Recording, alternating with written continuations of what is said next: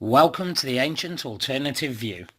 If you like the video, please like and subscribe. Thank you. Good day to all watching the Ancient Alternative View, the place where everyone's opinion matters. Remember, the truth has been hidden and covered for many years, so all theories to our ancient past are on the table. I look forward to hearing your views. Please like, comment and subscribe below. Thank you.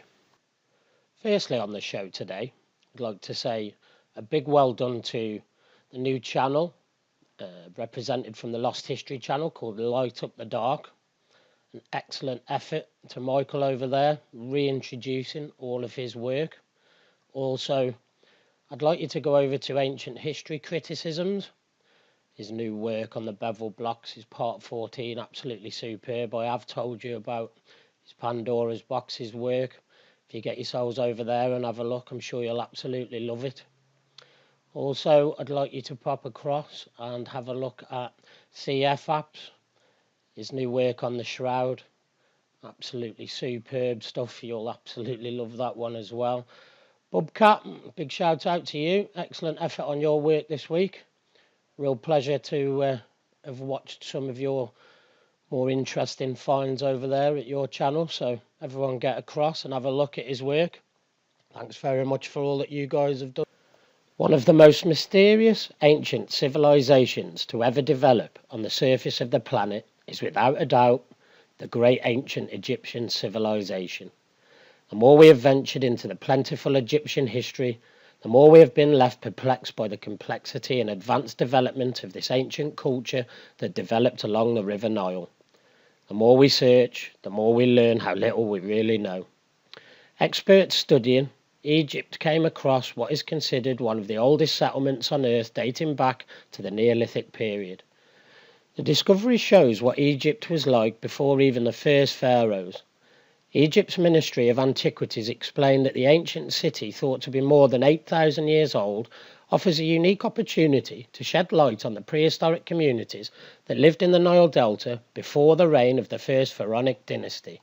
But that is just one of the many amazing discoveries that have been made in Egypt so far. Countless findings suggest that we know very little about Egypt. The pyramids are perhaps the biggest mystery of them all. We don't really know how, we don't really know why, we don't really know too much about them. However, the ancients transported massive blocks of stone. We've looked at this in prior episodes, and we've also revelled in how on earth they might have done this. It was over hundreds of kilometres. We just don't know why they were built. They did not serve as tombs, this is definitely for sure. But maybe this suggests that their purposes were a far greater one. As studied by some researchers on the internet, we could almost surmise that these were huge power plants, maybe weather changes, maybe even something that controlled the weather. Reports indicate that the pyramids at Giza show evidence of an enormous flood, but despite this, Egypt has not really had significant rainfall since at least 6000 BC. Researchers trying to crack the mystery of the pyramids have found silt sediment rising up 14 foot around the base of the pyramids. Furthermore, pieces of seashells as well as marine fossils have been found in this sediment. The strange part is that once carbon dating was performed on the fossils and the seashells, it showed experts that these were nearly 12,000 years old. One theory is that these objects were transported by the Nile River. This floods every year. However, the pyramids are located at least 8.5 miles today away from the Giza Plateau. This means it's very unlikely that marine fossils and seashells discovered at the pyramid originated from the Nile. The Sphinx, an even greater mystery. But if we explore the Giza Plateau, we come across the beautiful Sphinx, which curiously also shows clear evidence of water damage. One researcher who took particular interest in the Sphinx was Dr. Robert Schoch, who identified signs of water erosion at the base of the Sphinx and around the Sphinx enclosure. The presence of water damage on the Sphinx also backs up the theory that the monument is a minimum of 10,000 years old. But the best part is that there is a scientific study titled geological aspect of the problem of dating the great Egyptian Sphinx. This argues that the massive monuments around Egypt could be a minimum of 800,000 years old. One of the most mysterious and enigmatic monuments on the surface of the planet is without a doubt the Great Sphinx, the Giza Plateau in Egypt. It is an ancient construction that has baffled researchers ever since its discovery, and until today no one has been able to accurately date the Sphinx. Since there are no written records, no mentions about it.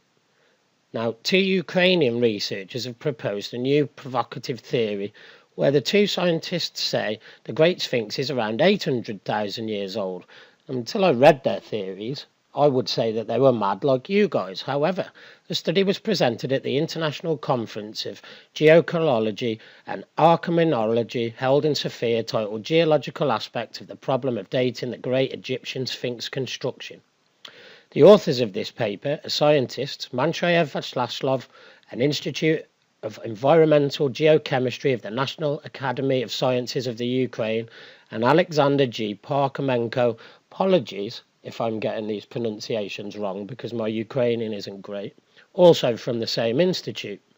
The starting point of these two experts is the paradigm shift initiated by Western shock, a debate intended to overcome the orthodox view of Egyptology, referring to the possible remote origins of the civilization and the other physical evidence of water erosion present at the monuments of Giza. According to Manchayev and Parkhomenko, and I quote, "The problem of dating the great Egyptian Sphinx construction is still valid, despite of the long-term history of its research. Geological approach in connection to other scientific natural methods permits to answer the question about the relative age of the Sphinx. The conducted visual investigation of the Sphinx allowed the conclusion about the important role of water from large bodies which partially flooded the monument with the formation of wave-cut hollows on its vertical walls. The morphology of these formations has an analogy with similar such hollows formed by the sea in coastal zones. Genetic resemblance of the compared erosion forms and the geological structure and petrographic composition of sedimentary rock complexes lead to a conclusion that the decisive factor of destruction of the historic monument is the wave energy rather than sand abrasion in the Eolian process. Voluminous geological literature confirms the fact of existence of long-living freshwater lakes in various periods of the Quaternary from the Lower Pleistocene to the Holocene. These lakes were distributed in the territories adjacent to the Nile. The absolute mark of upper large erosion, hollow of the Sphinx, corresponds to the level of water surface which took place in the early Pleistocene. The great Egyptian Sphinx had already stood on the Giza Plateau by that geological or historical time. In fact, a strong argument was made by the Ukrainian scientists in regards to the Sphinx. Arguments based upon geological studies which support Dr. Robert Schoch's view regarding the Sphinx and its age. Manishev and Parmashenko focus on the deteriorated aspect of the body of the Sphinx, leaving aside the erosive features where the Sphinx is located, which has been studied previously by Dr. Robert Schoch. Ukrainian scholars focused on the undulating terrain of the Sphinx, which displays the mysterious pattern. Mainstream scientists offer explanations for the sharp feature and state it is based on the abrasive effect of the wind and the sand. The undulations were formed because of the hard layers of rock and are better at withstanding the erosion, while the softer layers would have been more affected, forming voids. However, as noted Manchayev and Parmachenko, this argument does not explain why the front of the head of the Sphinx lacks such features. In regards to the argument made by Dr. Robert Schoch about the heavy rain period which occurred around 13,000 BC, the Ukrainian scientists recognized Dr. Robert Schoch's hypothesis, partially suggesting that the erosive features of the Sphinx go back a hell of a lot further than 13,000 BC. Manchayev and Parmenko argue it is the mountainous and coastal areas of the Caucasus and Crimea, which they know well, have a type of wind erosion that differs morphologically to the erosive features noticed on the Sphinx. Essentially, they argue that such wind erosion has a very soft effect regardless of its geological composition of the rocks. They said, in our geological field expeditions in different mountains and littoral zones of the Crimea and Caucasus, we could often observe the forms of Iloan weathering, which morphology differs considerably from the weathering taking place on the GES. Most natural forms of weathering are of smoothed character, independent of lithological composition of rocks. They continue furthermore and explain, our personal experience in scientific investigation of geology of the seacoasts gives reasons to draw an analogy with the GES and suggest another mechanism of its destruction. Specialist geologists who work in the field of seacoast geomorphology know such forms of release as wave-cut hollows. They can be one and a multi-story. They are arranged horizontally to seawater surface. If the coast makes a vertical wall, i.e. a cliff, especially deep wave-cut hollows are formed in the precipitous cliffs built by the strata of the carbonation rocks. Such forms of the coast relief are well known and studied in detail on the Black Sea coast of the Caucasus and Crimea. Now, Manchev and Parmachenko propose a new natural mechanism that may explain the undulations and mysterious features of the Sphynx.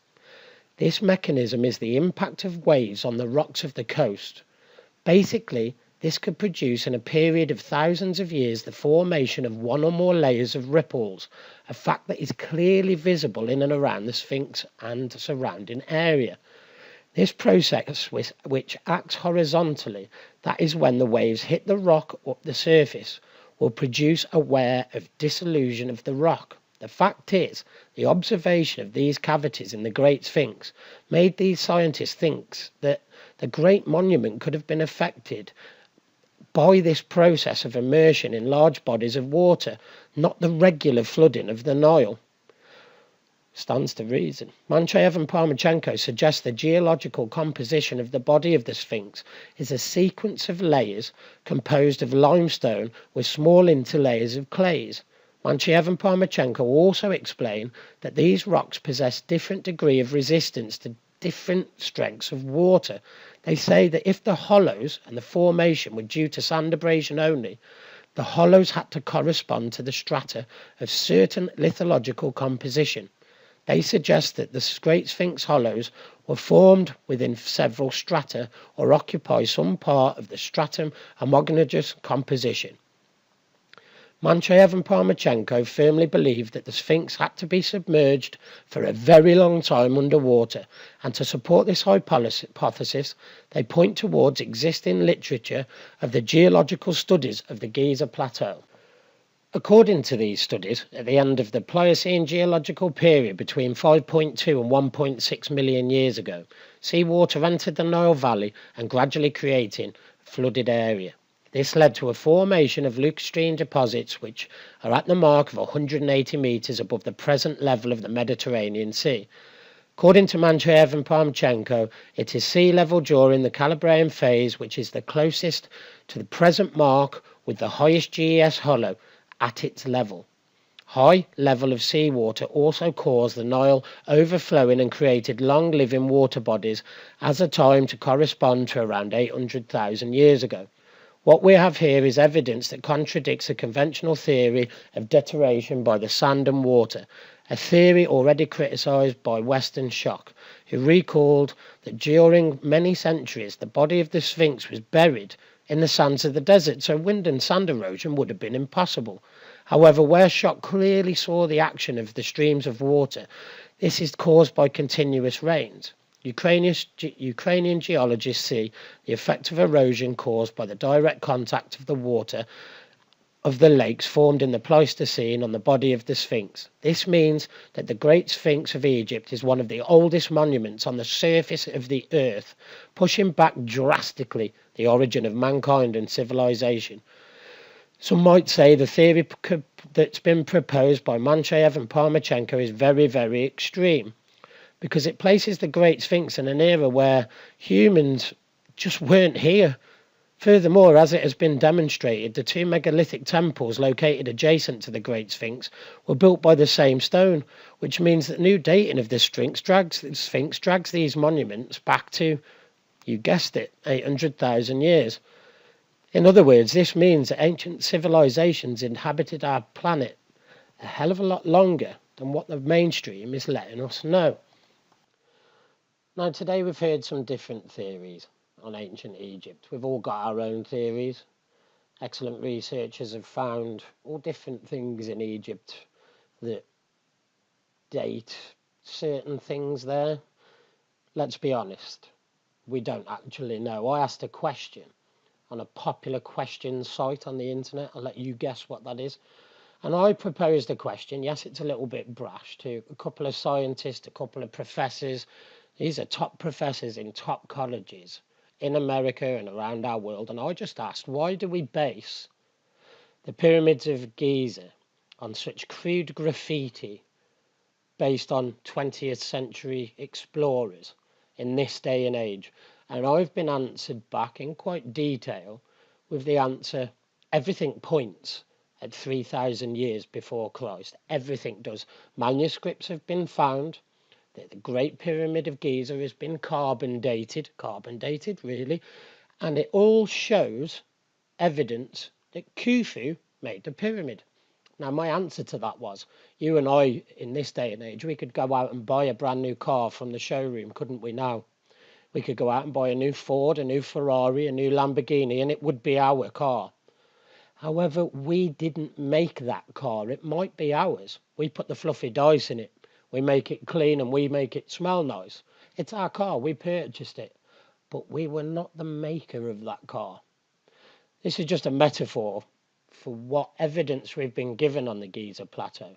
And I believe, yes, parts of this pyramid, parts of the Great Pyramid, were built by Khufu, by Pharaoh Khufu. Yes, I do believe there were documents there. He ordered in stone, but he ordered in casing stones. Also, a couple of these professors' arguments were that Egypt was flourishing with engineers that left their marks with tools to show the period of time. And nothing predates 3,000 years ago.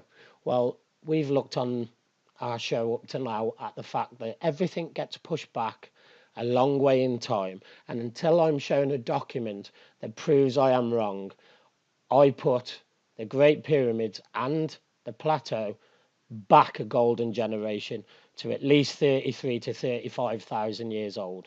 That's just my opinion. All of you have an ancient alternative view. I would love to hear yours on this subject. I know ancient Egypt is a vast subject. Are these scientists correct? Do we push the Great Pyramids and the Great Sphinx complex back to where they were covered with the sea? Is Dr. Robert Schott correct? And the pyramids are around 10,000 years old.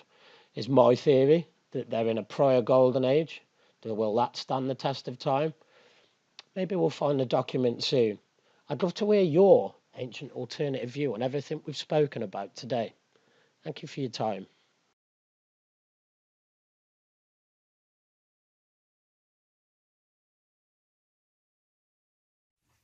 Remember, there's always an ancient alternative view.